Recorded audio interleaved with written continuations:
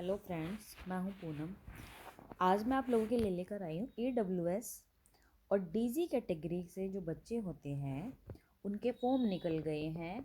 वो form friends कल से निकले हैं। जिन भी पेरेंट्स को अपने बच्चों के फॉर्म भरवाने हैं वो जाके किसी भी कैफ़े से भरवा सकते हैं। जल्दी भरवाइएगा फ्रेंड्स, क्योंकि इनकी डेट ज़्यादा लंबी नहीं आई है। और इसमें क्या क्या डॉक्यूमेंट चाहिए, क्या क्या इसका प्रोसीजर है, क्या इसमें एज मांगी गई है, क्या क्या इसमें डॉक्यूमेंट्स मांगे गए हैं, ये सारे डिटेल्स आपको इस वीडियो में मिलने वाली है, जिसके लिए आपको ये वीडियो पूरी वॉच करनी पड़ेगी। और अगर आपको मेरी वीडियो पसंद आती है तो लाइक करना बिल्कुल मत भूलिएगा, अपने दोस्तों के साथ शेयर करना बिल्कुल मत भूलिएगा।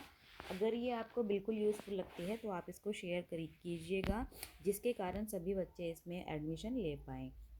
चलिए फ्रेंड्स, देखते हैं कि गवर्नमेंट ने इससे रिलेटेड क्या नोटिफिकेशन डाला है। उस नोटिफिकेशन को पढ़ने के बाद ही आप ये फॉर्म फिल करवाने जाएंगे। चलिए देखते हैं क्या दिया हुआ है हमें नोटिफिकेशन। फ्रेंड्स, आप ये स्क्रीन पे देख पा रहे होंगे, ये सर्कुलर डाला था गवर्नमेंट ने। ये सर्कुलर बना है 24 तारीख में और ये रिलीज़ फ्रेंड्स 25 तारीख के लिए हुआ था। जैसे कि आप यहाँ देख पा रहे हैं, इसमें डेट्स दी गई है, कब से कब तक भरना है, टाइम दिया गया है कब से कब तक आपको भरना है। चलिए मैं आपको बता देती हूँ इसमें क्या क्या दिया हुआ है। इसकी अभी हम गाइडलाइंस पढ़ने वाले हैं।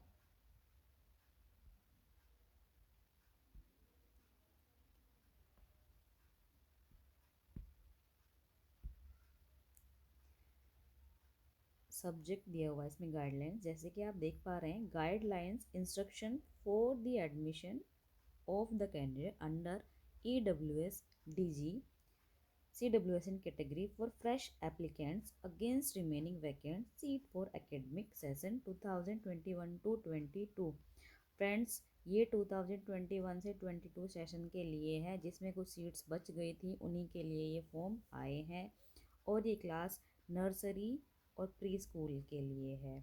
ठीक है, चलिए in compliance of honourable high court of Delhi order date, ये 18 February 2022 in VP number, ये fresh online application against the available vacant seats are again invited from the applicants under EWSDG CWSN category for academic session 2021 to 2022. The list of school with available vacancies seat will be available on departmental website। इस website पे जाके आप इसमें जो vacancies है और जो total seat है वो आप देख पाएंगे। फ्रेंड्स, मैं आपको नेक्स्ट वीडियो में इसकी जो वैकेंसीज़ की मतलब वो उसकी जो सीट्स है टोटल, वो मैं आपको नेक्स्ट वीडियो में अवेलेबल करा दूँगी। इस वीडियो में सिर्फ हम यही देखेंगे कि ये फॉर्म कब से स्टार्ट हो रहे हैं और इसकी लास्ट डेट क्या है और इसका प्रोसीजर क्या है और इसमें क्या क्या डॉक्यूमेंट्स हमें चाहिए। तो फ्रेंड्स, जैसे कि आप यहाँ देख पा रहे हैं, इन्होंने डेट दी है 25 फरवरी 2022। ये स्टार्ट हुए हैं एट 5 PM ऑनवर्ड्स, यानी कि कल शाम 5 बजे से ये शुरू हुए थे फॉर्म।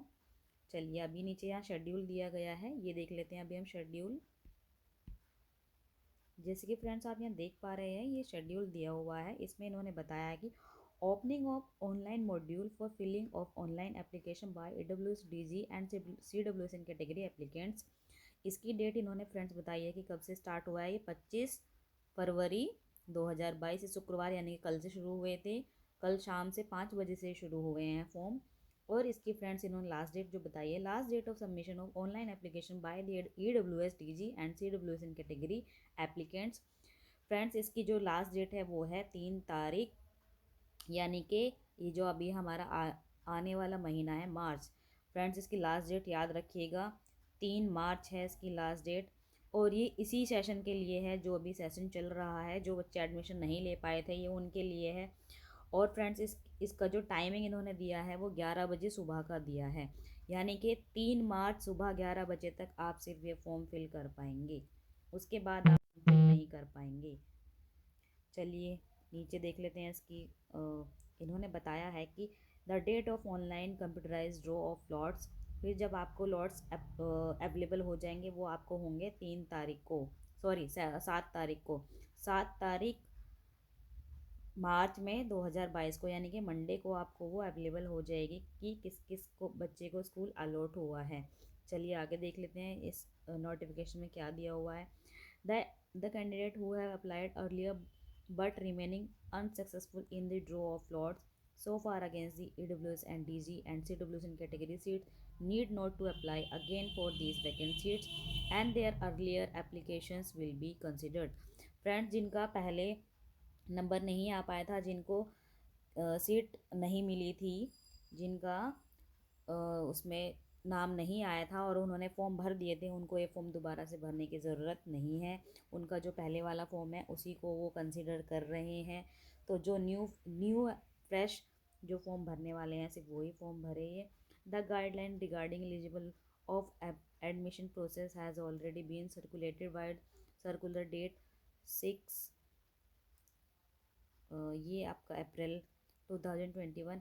कॉपी एनक्लोज ये तब दी गई थी and will be applicable for this draw also. ये इस वाले के लिए भी एप्लीकेबल है। अगर आपने इस डेट वाले में आपने फॉर्म भरा था तो आपको दोबारा फॉर्म भरने की ज़रूरत नहीं है। ठीक है फ्रेंड्स, मुझे लगता है आपको ये नोटिफिकेशन समझ में आ गया होगा। इस नोटिफिकेशन में और कुछ नहीं है, इसमें सिर्फ यही बताया गया है कि ये कब से स्टार्ट हो रहे हैं और इसकी एंडिंग डेट क्या है। इसकी स्टार्टिंग डेट 25 से कल से स्टार्ट हुए हैं और उसका एंडिंग डे है 3 मार्च को। और जिन्होंने पहले फॉर्म भरे हैं उनको दोबारा भरने की ज़रूरत नहीं है। ठीक है फ्रेंड्स, चलिए देखते हैं इसमें क्या क्या डॉक्यूमेंट्स इन्होंने मांगे हैं, क्या क्या इसमें एलिजिबिलिटी क्राइटेरिया है। और फ्रेंड्स, ये जो वैकेंसीज़ हैं ये सिर्फ किसके लिए है? ये only nursery and pre school के लिए है। फ्रेंड्स, ये ध्यान रखना, ये नर्सरी और प्री स्कूल के बच्चों के लिए है। चलिए देखते हैं आगे।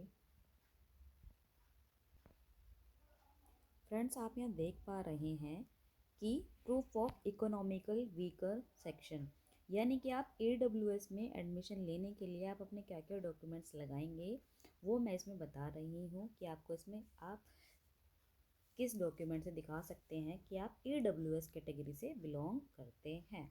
चलिए देखिए इसमें ये क्या मांग रहे हैं इसमें। चलिए फर्स्ट पॉइंट देख लेते हैं।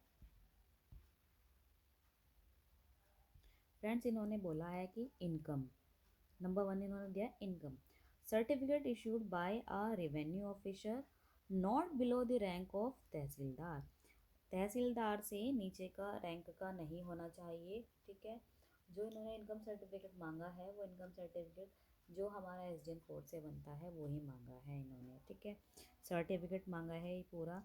दूसरे नंबर पे इन्होंने बोला है BPL, यानी कि राशन कार्ड जो होता है आपका येलो कलर वाला। ठीक है, यानी कि पीले कलर वाला जो आपका BPL राशन कार्ड होता है वो आप इसमें लगा सकते हैं। तीसरे नंबर पे इन्होंने बोला है AAY राशन कार्ड, यानी कि जो पिंक कलर का जो राशन कार्ड होता है वो भी आप इसमें लगा सकते हैं। उसके बाद इन्होंने बोला है food security card issued by food and supply department. अगर आपको फूड सिक्योरिटी कार्ड मिला हुआ है तो आप वो भी इसमें लगा सकते हैं, जो कि फ्रेंड जो फूड और जो सप्लाई डिपार्टमेंट है वो उसको ऑथराइज कराता है। ठीक है, ये था। इसमें आप इनकम में आप ये लगा सकते हैं। अगर आपके पास ये सारे डॉक्यूमेंट्स अवेलेबल हैं तो आप इसमें से कोई भी एक डॉक्यूमेंट अगर आपके पास अवेलेबल है तो आप इस कैटेगरी में अपने बच्चे का एडमिशन करा सकते हैं। और फ्रेंड्स, जैसे कि आप यहाँ देख पा रहे हैं कि इकोनॉमिकल वीकर सेक्शन में आते कौन कौन है। अब मैं आपको ये भी बता देती हूँ, ज़रूरी नहीं है इसमें SC ST OBC ही आए, इसमें वो लोग भी आते हैं जिनकी इनकम कम होती है। ठीक है, जो मैंने अभी आपको डॉक्यूमेंट्स बताए कि आप अपने ये डॉक्यूमेंट्स लगा के आप EWS में कैटेगरी में एडमिशन ले सकते हैं। चलिए देखिए यहाँ, in India is a sub category of people belonging to the economy based unreserved category having an annual family income less than 8 lakh. जिनकी फैमिली की इनकम 8 लाख से कम होती है वो इसमें एडमिशन ले सकते हैं।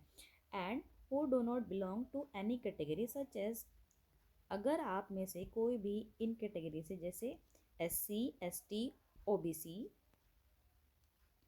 Across India, no to MBC in Tamil Nadu. अगर आप SC ST OBC या फिर MBC इनसे किसी में से भी बिलोंग नहीं करते हैं तो भी आप ये फॉर्म भर सकते हैं। और तब आप अपने आप को EWS कैटेगरी में कैसे दिखाएंगे कि आपकी फैमिली इनकम क्या है फ्रेंड्स, कम है। ठीक है। A candidate who does not fall under SC ST OBC and fulfils the EWS economic criteria are to be part of EWS category.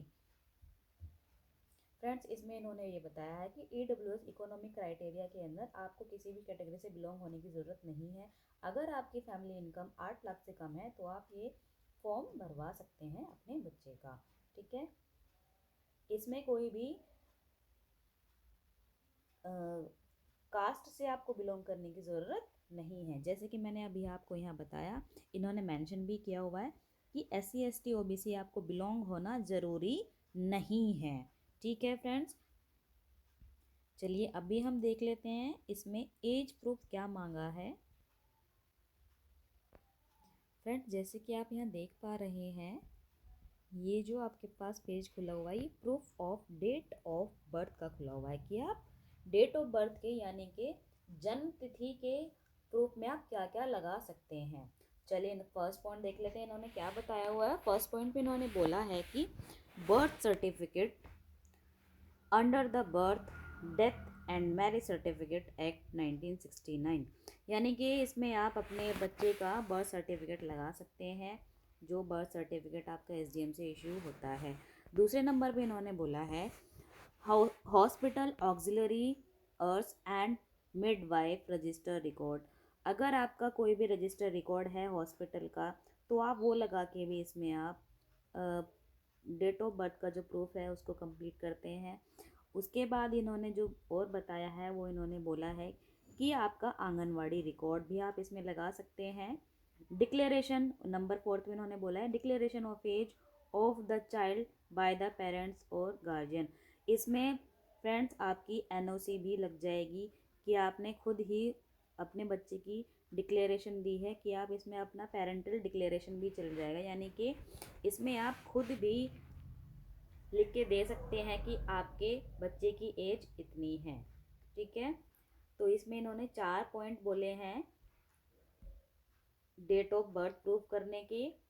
पहला इन्होंने बर्थ सर्टिफिकेट, दूसरा बताया इन्होंने हॉस्पिटल का आपका कोई भी रिकॉर्ड बच्चे का, तीसरा इन्होंने आंगनवाड़ी रिकॉर्ड मांगा है, चौथा इन्होंने आपको सेल्फ डिक्लेरेशन दिया है कि कोई भी पेरेंट्स अपने बच्चे का सेल्फ डिक्लेरेशन दे सकता है कि आपका बेटा या बेटी इतने साल का है।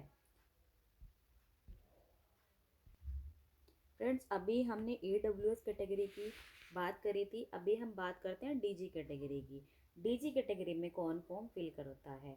DG कैटेगरी में फ्रेंड्स जो SC ST OBC कास्ट से बिलोंग करते हैं वो ये फॉर्म फिल करने के लिए एलिजिबल होते हैं। ठीक है। चलिए देखते हैं कि DG में एडमिशन लेने के लिए आपके पास क्या क्या होना ज़रूरी है। चलिए फर्स्ट पॉइंट में जैसे कि आप देख पा रहे हैं इन्होंने बताया है कि caste certificate issued by revenue department, यानी कि आपके पास कास्ट सर्टिफिकेट होना चाहिए जो SDM देते हैं। ठीक है। जो आपका SDM के थ्रू बनता है वो वाला इन्होंने कास्ट सर्टिफिकेट मांगा है। दूसरे नंबर पे इन्होंने मांगा है medical certificate issued by government hospital in respect of child with special needs. इसमें आप दूसरे नंबर पर मेडिकल सर्टिफिकेट भी लगवा सकते हैं गवर्नमेंट हॉस्पिटल का। तीसरे नंबर पे इन्होंने बोला documentary evidence for orphan, documentary evidence for transgender.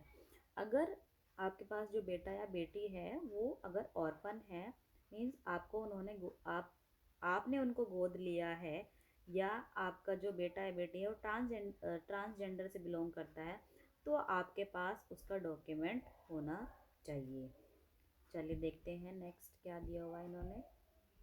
बस इन्होंने इतने ही बोले हैं DG कैटेगरी में एडमिशन लेने के लिए। अब इसके बाद हम देख लेते हैं कि आप एड्रेस प्रूफ में आप क्या क्या देंगे।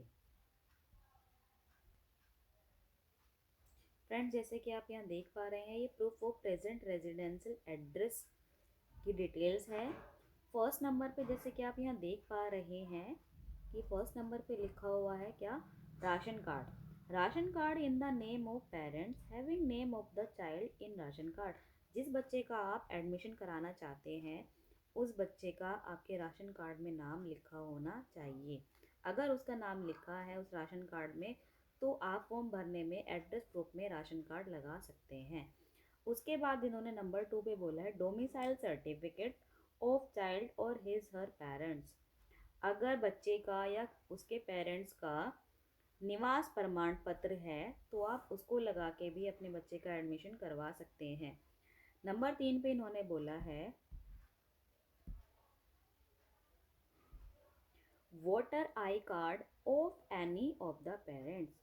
अगर बच्चे के मम्मी या पापा दोनों में से किसी का भी वोटर आई कार्ड है वो उसको लगा के भी अपने बच्चे का एडमिशन करवा सकता है।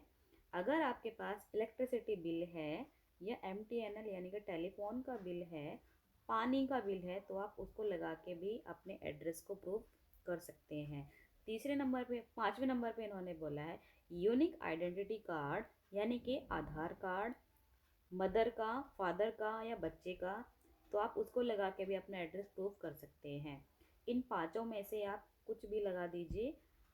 उसके बाद इन्होंने नंबर 6 पे पासपोर्ट बोला है, passport in the name of any of the parent और चाइल्ड। पासपोर्ट में पेरेंट्स या बच्चे किसी का भी नाम हो वो चल जाएगा।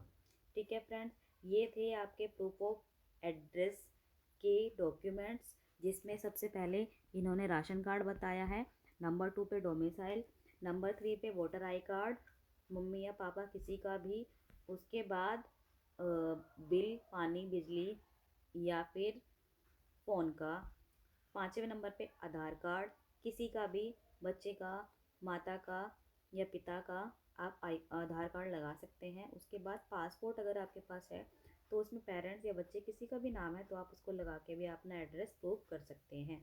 तो फ्रेंड्स, इसमें जैसे कि आपने देखा इसमें से दो ही चीज़ें मांगी है, एक आपका एज प्रूफ मांगा है, दूसरा आपका एड्रेस प्रूफ मांगा है, और तीसरा आपका अगर आप किसी कास्ट से बिलोंग करते हैं तो आप डीजी कैटेगरी में एडमिशन करवाएंगे जिसमें कि आपका कास्ट सर्टिफिकेट मांगा गया है। ठीक है, अगर आप इनमें से डीजी कैटेगरी से अगर आप बिलोंग नहीं करते तो आप ईडब्ल्यूएस कैटेगरी में एडमिशन करवाएंगे जिसमें कि इन्होंने मांगा है इनकम सर्टिफिकेट। तो आप ये सारे डॉक्यूमेंट्स लगा के इस कैटेगरी में एडमिशन ले सकते हैं। मुझे लगता है आपको इस वीडियो के थ्रू सारी डिटेल समझ आ गई होगी। अगर आपको इनसे रिलेटेड कोई भी क्वेरी रेज होती है यानी कि आपको कोई भी परेशानी आ रही है आपको एडमिशन लेने में, तो आप मुझे कमेंट करके पूछ सकते हैं। आपको यहाँ पे आपको सारी इन्फॉर्मेशन प्रोवाइड कराई जाएगी। अगर आपको ये वीडियो मेरी पसंद आई है तो अपने दोस्तों के साथ शेयर करना बिल्कुल मत भूलिएगा, जिससे कि जिन बच्चों को इस एडमिशन की आवश्यकता है उनको ये एडमिशन मिल सके। और फ्रेंड्स, ये ज़रूर ध्यान रखिएगा कि ये जो एडमिशन है ये आपके सेशन 2021 से 2022 के लिए है, यानी कि जो सेशन अभी चल रहा है। ठीक है फ्रेंड्स, चलिए, थैंक यू फ्रेंड्स।